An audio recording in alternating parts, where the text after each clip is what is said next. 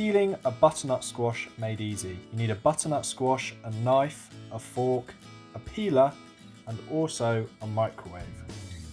Cut off both ends of your squash, and then you're going to grab your fork, and on the outside of the whole squash, you're going to pierce holes in. Don't go too deep, you only need to go about ½ centimetre in.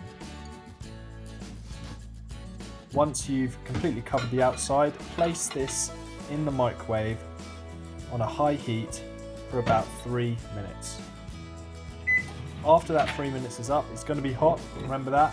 Take it out, and it should be really easy to peel now. As you can see, really easy to peel.